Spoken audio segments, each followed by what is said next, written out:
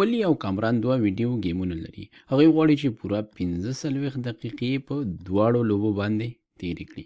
هغوی غواړي داسې یوه معادله وکاروي چې په کرکټ لوبې باندې تېرو شویو دقیقو او فوټبال لوبې باندې تېرو شویو دقیقو ترمنځ اړیکه وښیي.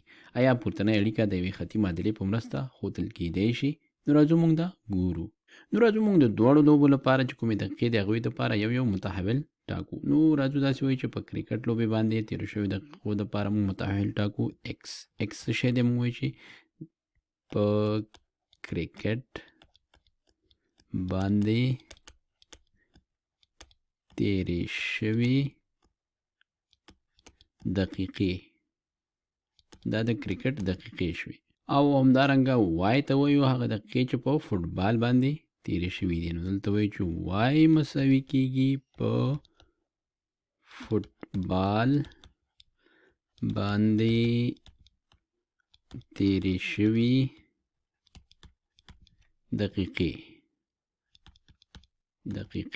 نو اوس که چیرې موږ د کرکټ دقیقې هم راواخلو او د فوټبال دقیقې هم راواخلو او دلته یې ولیکو چې دا ایکس جمع وای یا د کرکټ دقیقې جمع د فوټبال دقیقې، دا به مساوي کیږي له څو سره. نو موږ پوهیږو چې دلته موږ د هغوی دواړه غواړي چې په دواړو لوبو باندې 45 دقیقې تېرې کړي. نو وایو چې دا ایکس جمع وای دا به مساوي شي له 45 سره. نو اوس موږ یو معادله جوړه کړه چې د کرکټ وخت او د فوټبال وخت ترمنځ یوه اړیکه راښیي. اوس موږ دا ګورو چې آیا دا اړیکه چې ده دا یوه خطي اړیکه یا خطي معادله ده او که نه ده. نو د دې د معلومولو یوه طریقه دا ده چې موږ سره د خطي معادلې عمومي شکل دی. ګورو چې دا په هغه شکل لیکلی شو که نه. عمومي شکل دی چې وای مساوي کیږي ام ایکس جمع بي سره. چېرته چې ام څه شی دی؟ د خط میلان دی او بي څه شی دی؟ بي د وای سره د تقاطع ټکی دی. نو راځو ګورو چې دا اوس په دې شکل څنګه لیکو. دې دپاره موږ راځو دواړو خواو نه ایکس منفي کوو. دلته به هم ایکس منفي شي او دلته به هم ایکس ورڅخه څنګه شي؟ منفي شي. نو دا ایکس له دې ایکس سره ختمیږي. دلته به موږ ته پلاس راشي، وای به مساوي شي، وای مساوي کیږي. لومړی به د ایکس حد ولیکو ځکه دلته موږ سره ایکس لومړی راځي. نو لیکو چې منفي ایکس، په همدې رنګ به یې ولیکو، منفي ایکس جمع څو سره؟